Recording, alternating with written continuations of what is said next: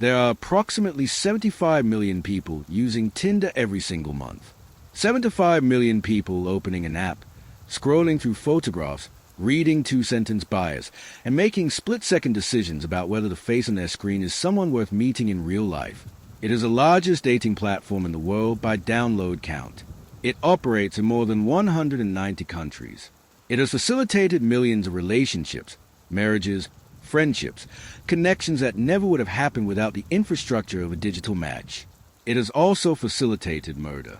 Not often, not even close to often, relative to the scale of what it does. The overwhelming majority of the 75 million monthly users swipe and match and meet and go home without anything worse than an awkward conversation happening. But the minority who don't, the cases where a profile picture and a few exchange messages led someone to an address, a hotel room, or a car with a stranger who had already decided that the date was never going to end the way the other person expected, those cases have produced some of the most documented, most dissected, and most genuinely disturbing criminal cases of the past decade. Because the specific horror of dating app murders is not just what happened. It is the architecture of trust that made it possible. The way the platform is designed, the swiping, the matching, the gradual escalation of conversation that creates an artificial intimacy before any physical meeting occurs, creates a specific and exploitable vulnerability. You meet someone online. You exchange messages. You feel, by the time you agree to meet, that you know them. You have seen their face. You have read their words. You have perhaps begun to feel something. You have not, in any meaningful sense, verified anything. The man with cancer and a law degree and a cousin who was a famous athlete. The woman with a warm smile and 100 messages of conversation that felt like genuine connection.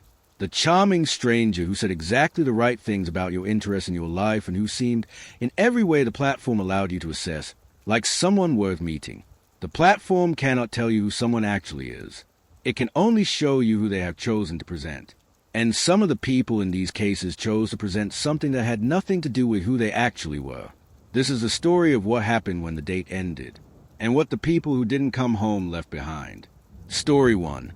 I clicked with him so well. The murder of Grace Millane, Auckland, New Zealand, December 2018. Grace Emmy Rose Millane was born on December 2nd, 1996, in Wickford, Essex, England. She was the youngest of 4 children in a close, warm family.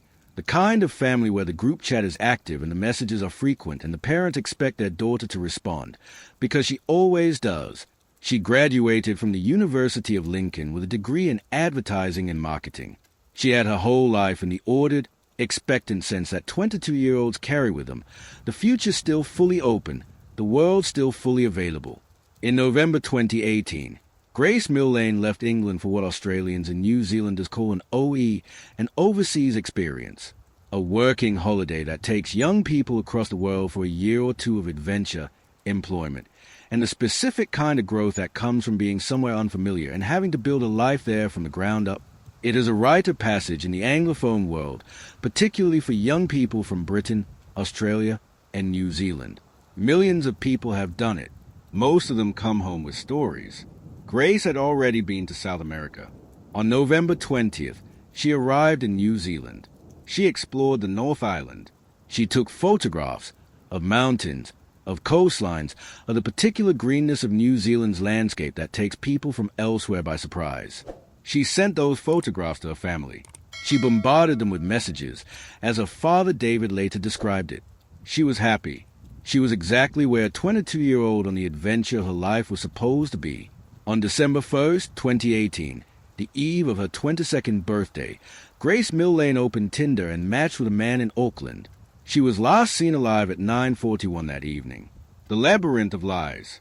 The man who met Grace Millane on Tinder on December 1st, 2018, was Jesse Shane Kempson. He was 26 years old. He had been born in the Wellington region and had grown up in Wainuiomata and Parua. He had a history that his acquaintances described, after his arrest, as largely invented. He had told people he had cancer. He had told people he had a law degree. He had told people he earned $150,000 a year as a senior manager. He had told people his cousin was a famous all-black rugby player, a claim so specific and so easily checkable to the fact that people believed it speaks to how convincing his delivery was. He had told people his parents were dead. He told a different story in a different context. The New Zealand Herald, profiling him after his conviction was permitted to be published, described him as a man who had told so many lies to so many people over so many years that he must have struggled to keep track of them all. What was verifiable from the legal record was more modest and more troubling. Kempson had a drink-driving conviction in New Zealand. He had arrest for disorderly conduct in New Zealand and in Sydney. He had, in early 2018, 8 months before he met Grace, raped a British tourist he had met on Tinder after she refused sex at the end of their date. That woman kept the attack secret. She did not report it. She would not come forward until after she recognized Kempson's face in the media coverage following his arrest for Grace's murder, and when she did, investigators finally had the full picture of what kind of man had been using Tinder in Auckland for the better part of a year. But none of that was visible to Grace Millane on the evening of December 1st. What she had was a profile and a match, and what became, over the course of the evening, a date she texted a friend about in terms that contained one of the most devastating sentences in this entire case. I click with him so well. That was her last communication with anyone outside the Sit Alive Hotel on Queen Street in Auckland's Central Business District. The CCTV cameras there captured her entering the building with Kempson at 9:41 p.m. She was never seen alive again. What happened in room 167? The trial of Jesse Kempson at the Auckland High Court in November 2019 lasted 3 weeks. The central question, whether Grace Millane died accidentally during consensual sexual activity, as Kempson claimed, or was murdered, was resolved by a jury of 7 women and 5 men in just over 5 hours of deliberation. They returned a unanimous guilty verdict. The evidence presented at trial established what had happened in sufficient detail to understand the sequence. Kempson had strangled Grace Millane. The forensic pathologist Dr. Simon Stables testified about significant bruising on the left side of her neck consistent with sustained, deliberate pressure. The defense had argued that the bruising was consistent with consensual activity and had pointed to the absence of defensive wounds on Grace's body. The jury rejected this. What the evidence also established, and what elevated the case from a terrible killing to something that revealed the specific coldness of who Jesse Kempson was what he did the morning after. He cleaned his apartment. He went to a store and purchased a suitcase. He put Grace Millane's body inside the suitcase. Then he left for Ponsonby for another Tinder date with a different woman on the afternoon of the day following Grace's death. He went on a Tinder date with Grace Millane's body in a suitcase in his apartment. The following day, he rented a car. He drove to the Waitakere Ranges, the bush-covered hills west of Auckland. He buried the suitcase, with Grace inside it, in a shallow grave. On December 5th, Grace's family, who had not received any response to their birthday messages on December 2nd, then to their subsequent messages, then to their increasing concern, reported her missing. Her father, David Millane, flew from England to New Zealand and stood in front of cameras making an emotional public appeal for information about his daughter. On December 8th, the investigation formally became a homicide inquiry. Kempson was arrested and charged. On December 9th, Grace Millane's body was found in the Waitakere Ranges. David Millane, who had come to a country he didn't know to search for his daughter, was told by the detective leading the investigation that they had found her. That was December 9th. It was 1 week after her birthday. The trial and what it revealed. The 3-week trial produced moments that have remained in the public record long after the verdict. The Crown solicitor noted in his closing argument that Kempson had calmly and callously disposed of Grace's body and had then created what he called a labyrinth of storytelling and lies to cover his tracks, a description that applied not just to what he did after December 1st, but to most of his adult life. The defense attempted to have the jury consider that Grace's death was accidental, that what happened in room 167 was a consensual encounter that ended tragically. The jury considered this for 5 hours before rejecting it completely. What emerged after the murder verdict, information that had been suppressed during the trial to protect the fairness of separate proceedings, was that Grace Millane was not Jesse Kempson's only victim.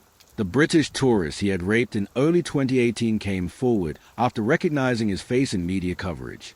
Her case was tried separately before a judge in November 2020. He was convicted of rape and sentenced to 3.5 years, to be served concurrently with his life sentence for Grace's murder.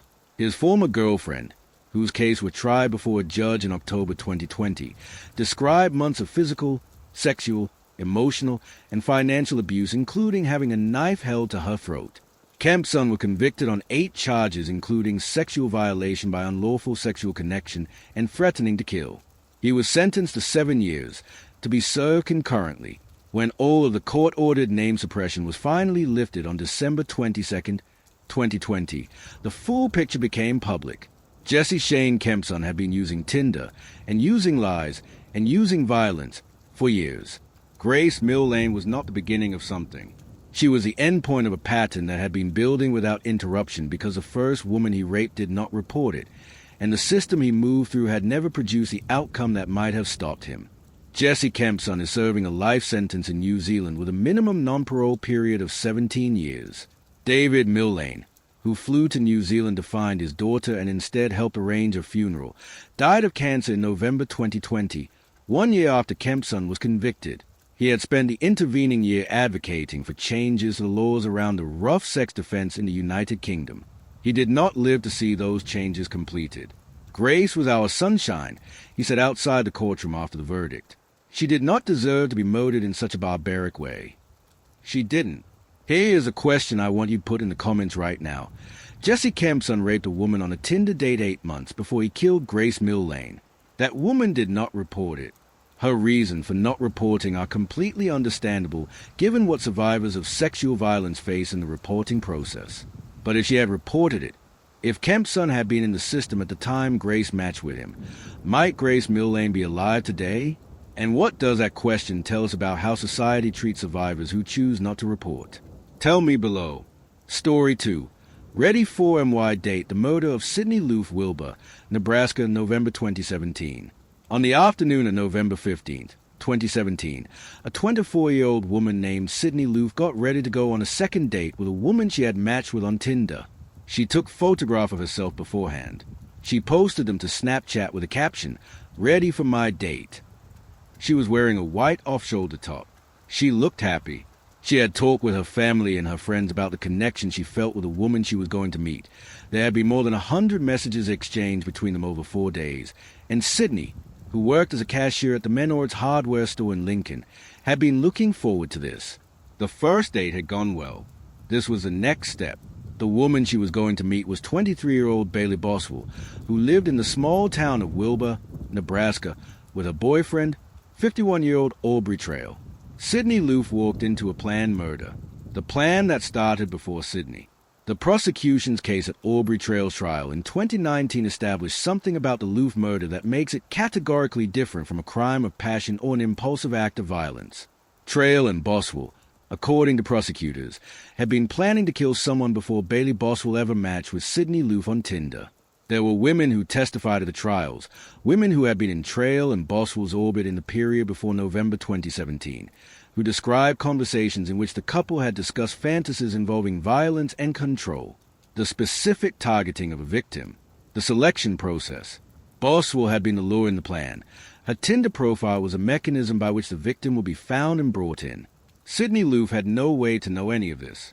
What she knew was that she had been talking to a woman on a dating app for 4 days, that their conversations had felt genuine, and that the second date was on.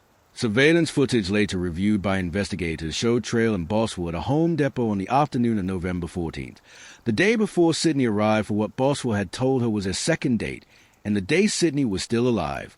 They purchased tools, bleach, garbage bags. The documentation of that purchase, time-stamped, receipted, captured on store cameras, would become one of the most damning pieces of evidence in the case, because Sydney Loofe was still alive when the tools that would be used to dispose of her body were bought and paid for. Sydney arrived at Boswell's apartment in Wilbur on November 15th. She never left. Trail later told investigators that he strangled Sydney Loofe with an extension cord. Her family reported her missing on November 16th when she failed to appear for her shift at Menards and did not call in. Sydney Loofe was reliably employed and reliably communicative.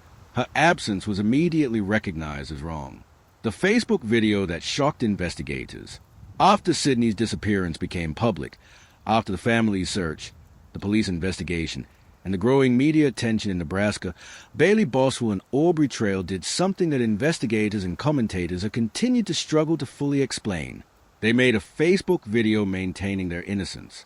Trail and Boswell appeared on camera, speaking directly to the audience that was following Sydney's case.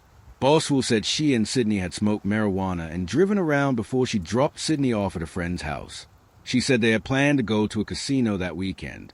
She said she hadn't heard from Sydney since. The video was posted publicly. It was viewed by thousands of people, including law enforcement. Trail and Boswell knew that their cell phone data, their purchase receipts from the Home Depot, and their physical presence in the area were being examined.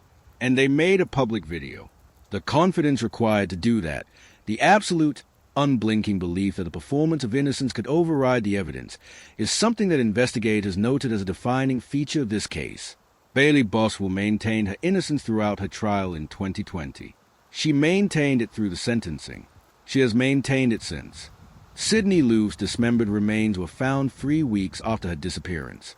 Investigators located body parts along a gravel road in Clay County, Nebraska, approximately 60 miles from Wilbur. The FBI special agent who first arrived at the scene described finding a black trash bag with limbs protruding.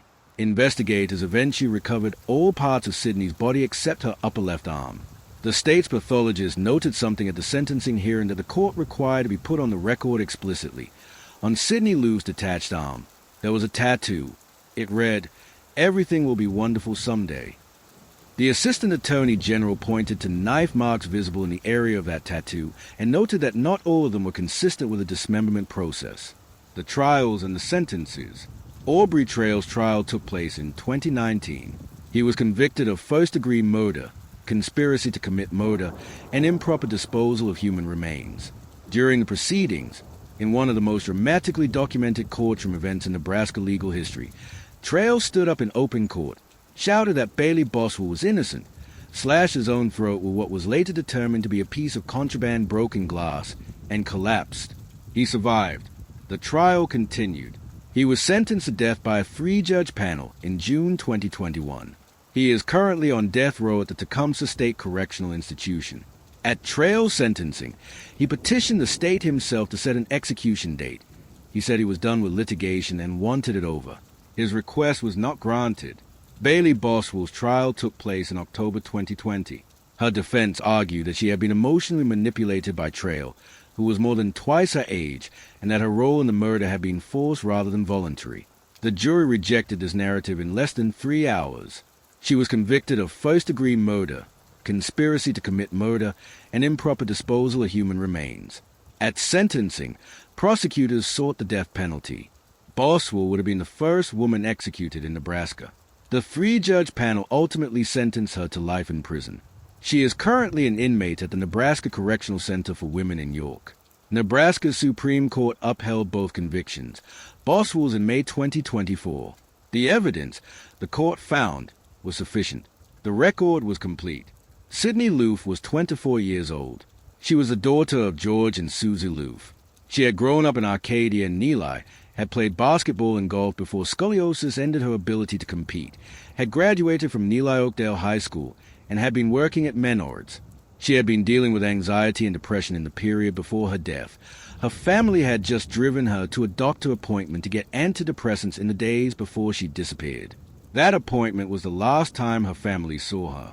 She drove from Lincoln to Wilbur for a Tinder date with someone who had been planning to kill someone before they ever matched with her. The Facebook page Finding Sydney Loofe accumulated 30,000 followers during the search. Here is a question I want your answer to in the comments. Bailey Boswell had exchanged more than 100 messages with Sydney Loofe over 4 days before their second date. Sydney felt a genuine connection. The connection was entirely fabricated as a means of luring her. Does the scale and duration of that deception, the sustained performance of interest and warmth before the date, make this feel different to you than other cases of violence? And what does it tell us about the specific vulnerability that repeated digital conversation creates before a first meeting? Tell me below. Story 3.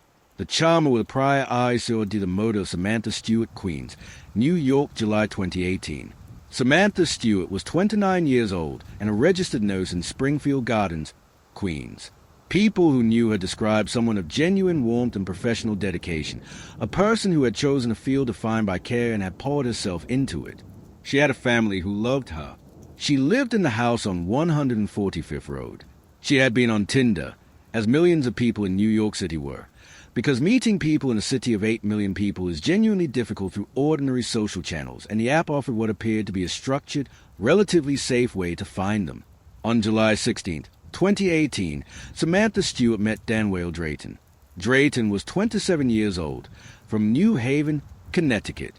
He was, by the accounts of people who had known him, charming, easy to talk to, the kind of person who seemed attentive and interested.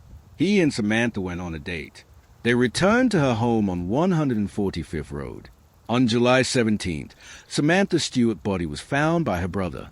She was on the floor of her bedroom, wrapped in blankets. She had been strangled. Several of her teeth had been knocked out. Her credit card was gone. Danwale Drayton had used her credit card to buy a one-way ticket to Los Angeles, the record that should have stopped him.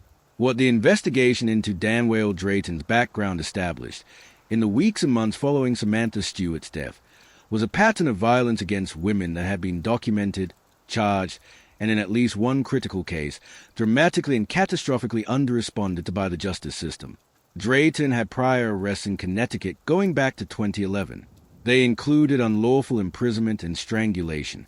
The specific charge of strangulation, hands around a woman's throat, applied with sufficient force to be criminal, had been part of his documented history for 7 years before he met Samantha Stewart on Tinder.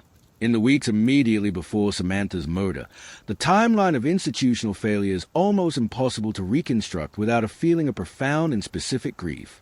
Drayton had been in a relationship with a woman in New York. She had ended it after answering a call from another woman who had also met Drayton through a dating app. In early June, the ex-girlfriend reported feeling threatened by Drayton. On June 30th, he was arrested in Nassau County on charges of aggravated harassment and strangulation in the second degree for breaking into his former girlfriend's house, choking her, and sending her threatening messages about destroying her car. Prosecutors asked for $7,500 bail. The judge set bail at $2,000 cash. The court document that informed the judge's decision indicated that Drayton had no prior criminal history. The information about his Connecticut arrest, the strangulation charges from 2011, the unlawful imprisonment, was not in the record the judge saw. Danwale Drayton posted the $2,000 cash bail and walked out of the Nassau County Courthouse on July 5th. 11 days later, Samantha Stewart was dead.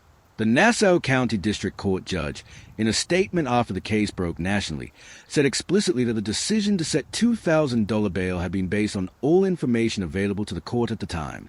The court spokesman confirmed that the Connecticut arrest history had not appeared in the document presented to the judge. It would have been impossible for the judge at that time to foresee the allegations that are presently unfolding, the spokesman said. A paperwork gap, an incomplete criminal record, a $2,000 cash bail, 11 days, Samantha Stewart, the cross-country manhunt. Investigators from a joint New York-New Jersey task force tracking Samantha Stewart's murder traced Drayton to Los Angeles through the use of her credit card. He had bought a one-way ticket. He had arrived in California and met a 28-year-old woman during what appeared to have been an Uber ride. He had gone with her to her North Hollywood apartment. He had held her there for 2 days. He was still there when law enforcement arrived. The North Hollywood woman, found alive but having survived 2 days of captivity and assault, was a thread that led investigators to Drayton's location. They arrested him on July 24th. In a jail interview with the New York Daily News that became widely cited, Drayton said things that investigators and prosecutors were careful about engaging. He claimed voices in his head had told him Samantha had to die. He claimed he hadn't wanted to kill her. He claimed to be suffering from schizophrenia and bipolar II disorder. One woman who had known him told the Daily News that she had confronted him about his behavior previously, and that he had told her then, "I would plead insanity so I could get off the case. I would play crazy." Following his arrest, investigators said Drayton admitted to killing 7 other people in addition to Samantha Stewart. Law enforcement agencies conducted DNA testing to determine whether Drayton's DNA appeared in forensic evidence from any unsolved homicides. The investigations were extensive and took years. Drayton was extradited to New York and arraigned in Queens Supreme Court in April 2022 on an 18-count indictment including second-degree murder, sexual misconduct, grand larceny, and identity theft. Queens District Attorney Melinda Katz said at the time of the arraignment, This family deserves justice. This was a brutal crime that makes every person using a dating app fearful. The victim was duped into going out on a date with a defendant who played a charmer online but was in fact an alleged sexual predator. Samantha Stewart's brother found her. Her father received the call. Her family has waited years for a resolution to a case that began with a Tinder match and a one-way ticket to California, and a daughter who never answered her phone again. Here's what I want you to think about. Drayton was arrested for strangulation in Connecticut in 2011. He was arrested in Nassau County in June 2018 for strangulation and breaking into a woman's home. The $2,000 bail was set based on a document that omitted his Connecticut history. Samantha Stewart was murdered 11 days after he was released.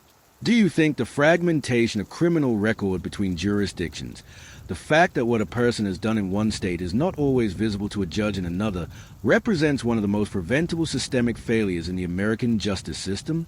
Tell me your answer below. Story 4. The platform, the pattern, and what needs a change. We have spent the first part of this episode inside 3 cases. 3 different countries. New Zealand, the United States, and the United States again. 3 different dynamics. A backpacker on an OE trusting a profile picture in a match. A young woman going on a second date with someone she had spent 4 days getting to know digitally. A nurse who brought someone home after an evening out. 3 different perpetrators, with different histories and different methods and different degrees of premeditation. And running through all 3 of them, a set of common features that the research on dating app violence has been documenting with increasing specificity over the past decade. What the data actually shows. The research on dating app facilitated violence is more developed than most public discussions acknowledge. The issue is not new, and the industry's response to it has been tracked by advocacy groups, academic researchers, and investigative journalists in ways that the data now supports very specific conclusions. The BBC conducted a global investigation, published in 2019, that documented nearly 500 reports of rape or sexual assault in the United Kingdom alone in which the perpetrator had met the victim through a dating app. That study's methodology noted that the actual number was almost certainly higher because sexual violence reporting rates are consistently far below actual incidents. A Columbia Journalism School investigation the same year found that Match Group, which owns Tinder, Hinge, OkCupid, and several other major platforms, had allowed known sex offenders to maintain active profiles on its platforms after receiving reports. The investigation identified at least 10 cases in which users were assaulted by someone the platform had been notified about and had not removed. The platforms have taken steps in response to sustained public and investigative pressure. Tinder implemented a background check feature in partnership with Garbo, a background check nonprofit, in 2021, making it free for users to run limited checks on potential dates before meeting. Tinder also introduced a safety center, in-app emergency assistance features in several countries, and a photo verification system designed to ensure that profile photos match the person actually using the account. These are meaningful steps. They are also, in the documented cases, steps that would not have prevented the specific failures that enable the killings in this episode. A background check in the United States would potentially have surfaced Danwale Drayton's Connecticut arrest history, the history that the Nassau County judge never saw. But it would only have surfaced it if the user ran the check. And it would only have surfaced the arrests, not the outcomes. A person with multiple arrests and no conviction for lack of reporting, which is exactly the pattern that characterizes violence against women in many jurisdictions, might clear a standard background check entirely. Jesse Kempson had a drink-driving conviction in New Zealand. His rape of a British tourist in early 2018 was not reported. His years of documented dishonesty to women he met on Tinder left no formal record. A background check on his profile would have found a man with one minor conviction for drunk driving. It would have found nothing else. Bailey Boswell had no criminal history that would have flagged in a search. The plan she and Aubrey Trail had made to kill someone, the Home Depot receipt, the digital record of the loo, the 100-plus messages with Sydney Loofe, none of it existed in any searchable form before November 15, 2017. Background checks address the accessible record. They do not address what is not in the record. And some of the most dangerous people using these platforms have records that are incomplete, deliberately obscured, or simply absent because their previous victims did not report. The specific vulnerability of digital intimacy. There is something about dating app murders that receives relatively little direct analysis in the public discussion of them. It is not the fact that they happen, that people with violent intentions use the platforms. That is documented. It is a specific mechanism by which the platforms create a vulnerability that did not exist in the same form before. When you have been talking to someone for 4 days before you meet them in person, when you have exchanged more than 100 messages, when you have shared aspect of your life, when you have developed a feeling of knowing them, your guard is lower when you arrive at the meeting than it would have been on a cold first encounter with a stranger. That lowering of the guard is, in the normal context, how intimacy develops. It is how trust is built. It is how relationships begin. The gradual escalation from match to talking to planning to meeting again is a process that produces, in most cases, exactly what it is supposed to produce. Two people who have built enough of a foundation to see each other in person without the full anxiety of a stranger encounter. But it also produces, in the minority of cases where one party has constructed that foundation deliberately as a mechanism of access, a specific and exploitable vulnerability. A target whose guard has been lowered by 100 messages of manufactured connection. A person who arrives at the date already predisposed to trust. Sydney Loofe had been talking to Bailey Boswell for 4 days before she drove to Wilbur. Ready for my date. She felt good about it. She felt connected. Grace Millane told her friend she clicked with Jesse Kempson so well. From that evening's conversation in the bars of Auckland, not 100 messages, but an evening of practice charm from someone who had been doing this to women in New Zealand for at least a year. Samantha Stewart went on a date with someone who was charming and attentive and who had, like any effective predator, made himself into exactly the person she would want to spend time with. The digital infrastructure of the platform accelerated the trust building in all 3 cases. It cannot be held responsible for the violence that followed, but understanding how it functions, how it creates a specific pathway from stranger to trusted acquaintance to person you meet alone, is essential to understanding why these cases look the way they do, what the families carried. Before the data and the policy analysis, there are people. David Millane flew from England to New Zealand to look for his daughter. He made an emotional public appeal on camera. He attended the trial. He spoke outside the courtroom. After the verdict, he died of cancer a year later. His wife Gillian, still in England, wept in a courtroom in Auckland when the guilty verdict was read. Grace's family, who sent birthday messages on December 2nd that she never answered, has never gotten the daughter back who went on an OE to see the world. Susie and George Loofe, in Arcadia, Nebraska, raised a daughter who played basketball and golf and fought through scoliosis and worked at Menards and talked to them about her anxiety in the days before she disappeared. They reported her missing the morning after she didn't show up for work. They participated in the search. They attended the trials. Sydney had a tattoo that said, "Everything will be wonderful someday." It was on the arm found in a black garbage bag in Clay County. Samantha Stewart's father received the call from her brother. Her family has waited for years. They deserve to know that the man who killed her is facing the full weight of the charges against him. Every one of these families has been living inside the aftermath of a Tinder date since the day that person didn't come home. The grief is not abstract. It is the group chat that goes quiet, the birthday that comes without a message, the seat at dinner that stays empty, what you should know before your next swipe. Not every case in this episode could have been prevented with better individual safety practices. Systemic failures, incomplete criminal records, inadequate bail decisions, platforms that allowed known offenders to remain active, played roles in some of them that are beyond any individual's ability to address.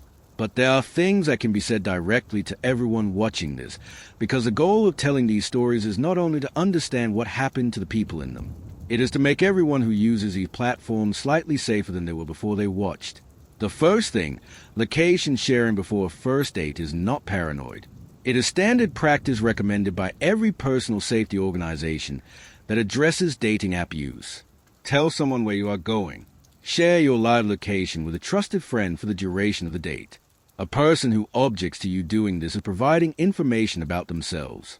The second thing, first dates in private locations, hotel rooms, apartments, houses, represent a categorically different level of exposure than first dates in public places. This is not a value judgment about what adults choose to do. It is a factual statement about the risk profile of meeting a stranger for the first time somewhere that other people cannot see or hear what is happening. Every one of the 3 people killed in this episode was in a private location with someone they had only recently matched with. The third thing, background check tools exist. Tinder's partnership with Garbo provides free limited checks. Other services are available at low cost.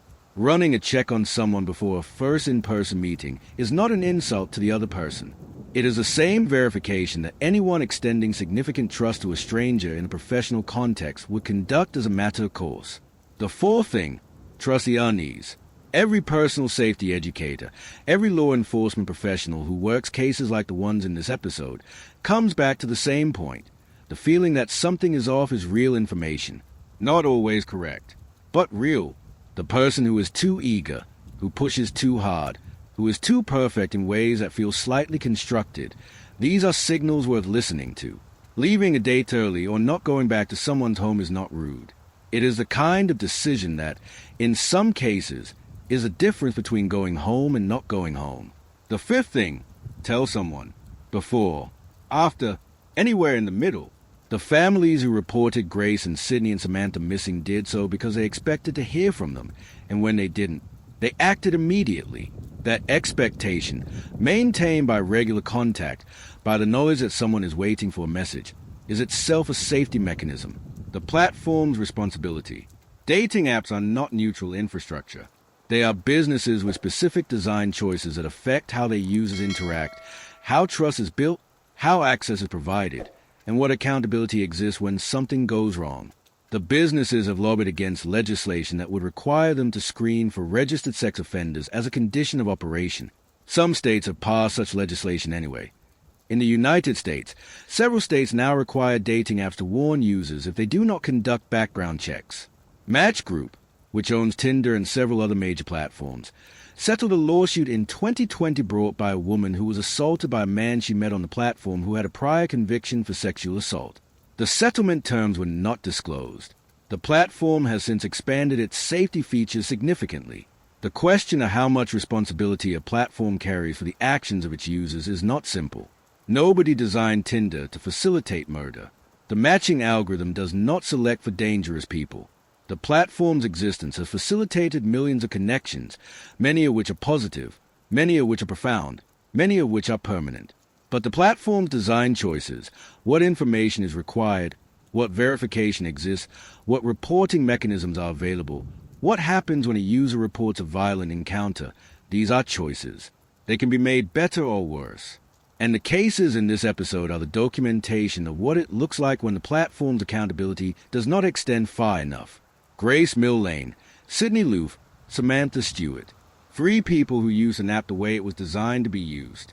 3 families who have been living in the aftermath of that use for years. The platform still operates. It has 75 million monthly users. Most of them will be safe. Jesse Kempson is in a New Zealand prison. He will not be eligible for parole until at least 2037. Aubrey Trail is on death row in Nebraska. Bailey Boswell is serving life in a Nebraska women's prison. Sydney Loofe's family still maintains a Facebook page. Dan Whale Drayton is facing trial in Queens County, New York. Samantha Stewart's family is still waiting. 3 cases, 3 women, 3 dating app matches that ended in ways that their families, their friends, and their communities have been trying to make sense of ever since. The app cannot tell you who someone actually is. It can only show you what they choose to present.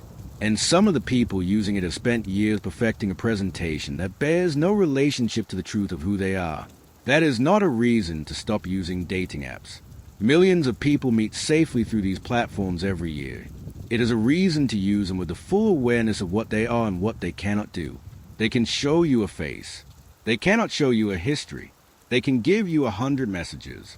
They cannot tell you what those messages were designed to do. They can facilitate a match.